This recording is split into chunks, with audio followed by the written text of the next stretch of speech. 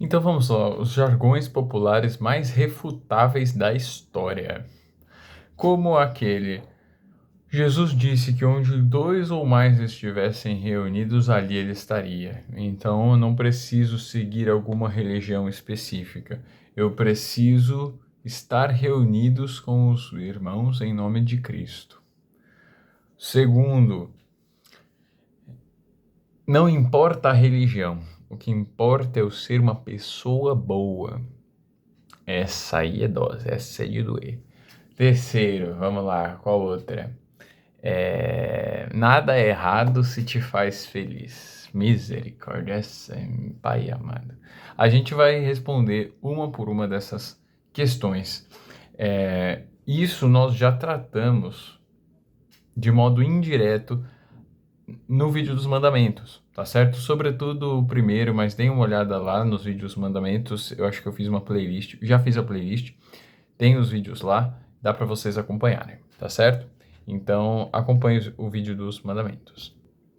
Evangelho de São Mateus, capítulo 11, no versículo 28. Vinde a mim, todos vós que estáis aflitos sobre o fardo, eu vos aliviarei. Tomai o meu jugo sobre vós e recebei minha doutrina, porque sou manso e humilde de coração. Achareis o repouso para vossas almas.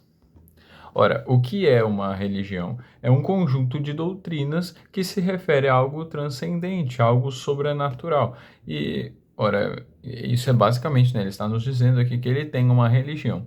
Depois, mais para frente, no capítulo 16, no versículo, a partir do versículo 18, ele diz o seguinte: E te declaro, tu és pedra, e sobre esta pedra eu edificarei a minha igreja, pronome no singular, pronome pessoal possessivo, né? Ou seja, é dele, só tem uma, e se foi ele que edificou, ela só pode ter mais de 2000 anos. Não tem como ser uma igreja que tem 20, 30 anos, 10 anos, enfim. E aí ele coloca, tem um detalhe, né? As portas do inferno não prevalecerão contra ela. Eu te darei as chaves do reino dos céus. Outro detalhe, ou seja, uma autoridade. A chave do reino dos céus. Tudo que você liga na terra será ligado nos céus. Tudo que desliga na terra será desligado nos céus. Então, sobre Pedro, ou seja, o príncipe dos apóstolos, o líder dos apóstolos, está a autoridade de ligar e desligar as coisas do céu e da terra. Ele concedeu essa autoridade, não explicou, ele não falou assim, olha, mas só... Não, ele deu autoridade. E não foi dito o que, não foi dito o que eles iriam fazer, né? Isso cabe à tradição, isso cabe a quem é do clero, isso cabe a quem vai viver, não é? Como os apóstolos, que hoje continuam ao longo da história através dos bispos. E o Pedro, que é o príncipe dos apóstolos, tem um sucessor, que para nós agora é o Papa Leão XIV. Inclusive, gostaria de fazer um vídeo para abordar, né, os textos e os gestos, né, o que nós podemos entender da comunicação em geral do nosso querido Papa Leão XIV. Pois bem, então nós vemos que Deus, ele edificou uma igreja e ele ensinou doutrinas, ou seja, ele tem uma religião que é cristã, porque, né, se refere ao Cristo e aos seus ensinamentos, e, portanto, tem 2000 anos. Opa, olha, dentre um monte de religião a gente só tirou uma só, que beleza. Já facilitou a nossa vida, né? Enfim, então é isso, né? Indiferentismo religioso refutado. Então, outra coisa, não é? Jesus mesmo vai dizer no Evangelho de São João, famoso São João, capítulo 6, o discurso sobre o pão da vida, não é? Eis as palavras do Senhor no mesmo Evangelho, no versículo 53. Então, disse-lhes Jesus: em verdade vos digo, se não comerdes a minha carne, se não comerdes a carne do Filho do Homem e não beberes o seu sangue, não terei a vida em vós mesmos. Quem come a minha carne e bebe o meu sangue tem a vida eterna, e eu o ressuscitarei no último dia. Pois minha carne é verdadeiramente uma comida e meu sangue verdadeiramente uma bebida. Quem come a minha carne e bebe o meu sangue permanece em mim e eu nele. Assim como o Pai me enviou e vive. Perdão. Assim como o Pai que me enviou vive e eu vivo pelo Pai, assim também aquele que comer a minha carne viverá por mim. Este é o pão descido do céu, não como o maná que vossos pais comeram e morreram. Quem come deste pão viverá eternamente. Então, aqui nós vemos uma clara referência sobre a comunhão, a Sagrada Eucaristia, corpo, sangue, alma e divindade de nosso Senhor Jesus Cristo, presente, consagrado no altar. Então, não só temos uma religião bem estabelecida, como também precisamos ter comunhão sincera de coração com este Cristo que se faz pão, né? Vive em mim, eu nele, eu o ressuscitarei, assim como eu vivo, né? Assim, ó, assim como o Pai que me enviou vive, eu vivo pelo Pai. Assim também aquele que comer da minha carne viverá por mim. Então é uma comunhão de vida. Como ser um, né? Uma comum união. É uma união total.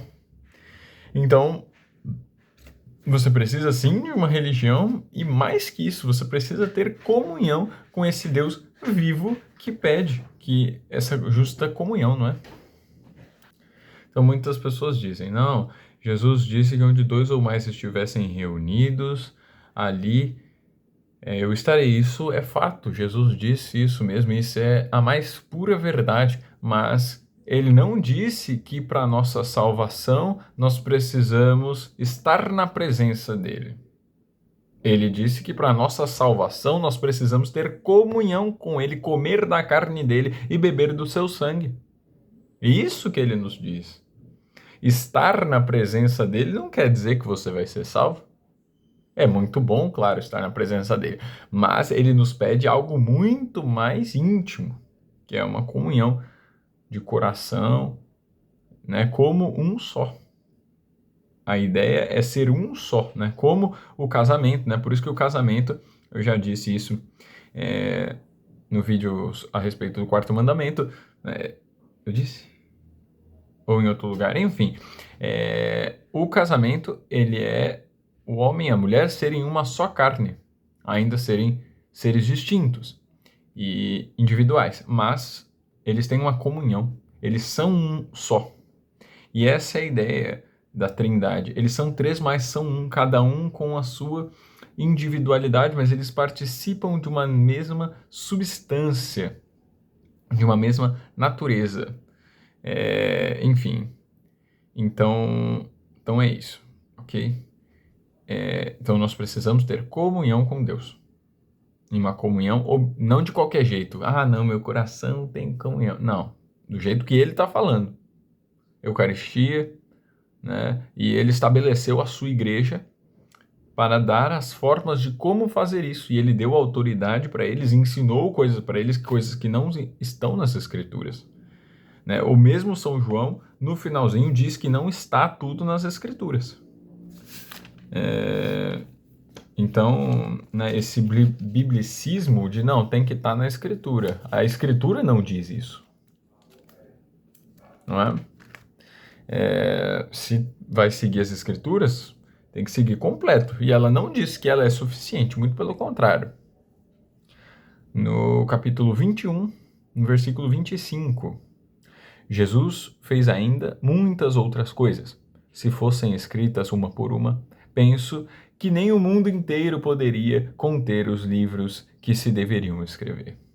Ou seja, né, muitas outras coisas aconteceram e não foram escritas. Então não tem como, a gente não sabe tudo. E não era o objetivo das Escrituras nos informar em cada coisa, estar tudo nas Escrituras. Enfim, isso é um veneno protestante que penetrou na sociedade. Às vezes a pessoa nem religião tem, mas ela fala, mas não está na Bíblia. A pessoa nem conhece Bíblia, mas enfim. É isso, tá certo? Então nós precisamos ter uma religião, mais que isso, nós precisamos comungar e ter a comunhão com a igreja, não é? Ou seja, rejeitar as coisas que ela nos ensina, que deve ser rejeitado, e acolher as coisas que ela nos ensina, que devemos acolher. Simples assim. Então, o segundo jargão para nós vermos aqui, né? O que importa é ser uma pessoa boa, não preciso de religião. Vamos ver o que Deus nos diz a respeito disso, Evangelho de São Mateus, capítulo 19, versículo 16. Um jovem aproximou-se de Jesus e lhe perguntou: Mestre, que devo fazer de bom para ter a vida eterna? Disse-lhe Jesus: Por que perguntas a respeito do que deve se fazer de bom? Só Deus é bom. Se queres entrar na vida eterna, observa os mandamentos.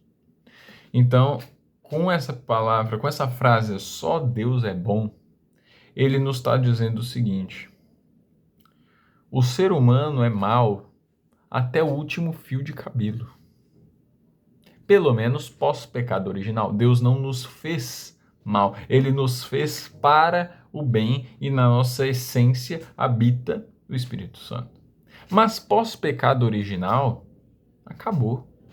Pós-pecado original, o ser humano é capaz de toda e qualquer atrocidade, as mais inimagináveis. E se você não aceita essa realidade, você não sabe nada sobre o ser humano, sobre o pecado mortal e sobre si mesmo. Todo santo, ele se reconhece e se coloca como o pior pecador. Ele se coloca no último, como o pior dos piores. Porque isso nos garante a humildade. Isso não nos dá brecha. Se a gente não faz isso, a gente dá alguma brecha, por menor que seja, a gente dá alguma brecha para o orgulho, para a soberba, para pecados. Então, se você se reveste da humildade até o último, você não dá brecha para o pecado. Por isso que os santos se colocam como os piores, sendo os melhores. Eles se colocam como os piores pecadores, porque eles sabem que a natureza humana ela está muito distante da santidade de Deus. Então, eles não se medem a partir do seu pecado. Porque, claro, que pecado Santa Teresinha tinha? Que pecado Padre Pio tinha? Mas eles olhavam para a santidade de Deus. E diante da santidade de Deus, eles que eram santos não eram nada. E eles conseguiam olhar para essa realidade, para essa verdade, e se entregar a ela, né? E de fato viver uma vida virtuosa. Agora, se você não se coloca, não, mas eu não sou tão mal assim. Quando a pessoa fala essa frase é porque, olha, tá tudo podre por dentro. Tá tudo podre, estragado. Nós precisamos nos revestir da humildade. É isso que diz São Paulo aos Efésios? Não me recordo. Mas ele fala, né, do capacete, das sandálias e tal. Eu não lembro se tem a questão da humildade e tal, mas é basicamente isso. Nós precisamos nos revestir de humildade. A gente precisa se colocar em último, no como pior, né? Nossa Senhora, que era Nossa Senhora, ela se colocou na condição de escrava. E por que escravo? Porque o escravo ele não tem direitos, ele não tem nada. Ele só tem o seu senhor e precisa obedecê-lo. Ponto.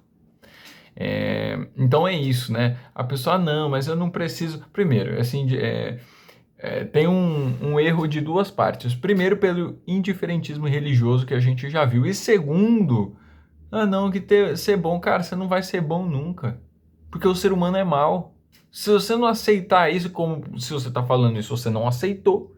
Então, se você não aceitar isso, você tá deixando um monte de brecha aí para pecados. Agora, se você aceita e se você entende, toda pessoa que fez uma experiência mais profunda com a sua alma, com a sua realidade, com os seus pecados, eu pelo menos, eu já cheguei a essa conclusão. Que eu sou capaz de todo e qualquer tipo de mal. E por isso eu não posso me dar brechas, eu não posso abaixar a guarda. Eu acho que quem já se comprometeu com uma vida de santidade já entendeu isso. Quem evita os pecados de fato, até os veniais, quem evita os pecados entende que o ser humano ele é capaz de todo e qualquer pecado. Então é isso. Não quero mais ser redundante, é isso. Não, você não ser bom. A bondade suprema é Deus. Você não pode ficar satisfeito com o nível da sua bondade, né? Porque nós temos o pecado original. Então a nossa meta é o Senhor. O nosso referencial é o Senhor. Então, se você está falando, não, mas você tem que ser uma pessoa boa. A pessoa não é boa, meu querido. Não é. Enfim, é isso. Não vamos dar brecha ao pecado. Essa de que, nada errado se te faz feliz, isso é de um laxismo moral e de um indiferentismo, de um relativismo absurdo, não é? Nós precisamos ter uma consciência mais reta, né? Jesus, ele vai condenar o olhar, um olhar de impureza para uma pessoa. Então, a gente não pode ser escrupuloso, onde tudo é pecado, mas a gente não pode, não. Se no seu coração tá tudo bem, então fique em paz, tá tudo em ordem. Como aquela frase, né? Amigado com fé, casado é. Então, se no seu coração você já tinha a intenção de ficar casado com aquela pessoa, então pode cometer relações sem casar, que no coração já está casado, então tá tudo bem. Não. Não é isso que nos diz a igreja, o catecismo, santo nenhum, ninguém vai falar um negócio desse, uma doideira dessa. Só numa sociedade de doido, onde a ditadura do relativismo já corrompeu tudo que se tem esse tipo de pensamento. Se você tem uma cabeça mínima no lugar, você vai entender que não é por aí, né? Precisa casar na igreja, né? Receber um sacramento. Gente, esses pensamentos, eles partem do pressuposto que você não precisa de algo objetivo para alcançar a salvação. Mas é muito pelo contrário. Deus instituiu a igreja, né? Vai nos dizer no parágrafo 1471 do catecismo, não me recordo agora, mas é na seção das indulgências. Tá lá logo nesse mesmo parágrafo que a igreja é dispensadora de graça, é dispensadora dos sacramentos. A finalidade da igreja é nos dar os sacramentos para que nós possamos ter acesso a Cristo. O nosso acesso real a Jesus Cristo hoje é através dos sacramentos. Sobretudo, a Sagrada Eucaristia, a confissão e os outros demais. Mas nós temos um corpo, essa é a catequese básica, nós temos um corpo material, mas também espiritual. Não, perdão, o corpo, né? O corpo material, nós temos duas realidades, o corpo e a alma, o corpo e o espírito. Então, nós temos duas realidades. E os sacramentos, eles têm a realidade material e a realidade espiritual. Precisava ser os dois para nos alcançar, porque nós somos esses dois elementos. Então, o batismo, ele nos purifica através da água, que é o sinal visível, sensível, com uma graça espiritual. Assim, por exemplo, na Eucaristia, nós temos o pão, o formato de pão, cheiro de pão, gosto de pão, mas espiritualmente é corpo e sangue, alma e divindade de nosso Jesus Cristo. No sacramento do matrimônio, o nós temos o sacramento e os ministros do sacramento são os próprios noivos. Eles são ali, né, quem vão consumar, né? Vai dizer São Paulo, é grande este sacramento. Então, a união homem e mulher é um sacramento. É, né, um presente que Deus nos dá gigantesco.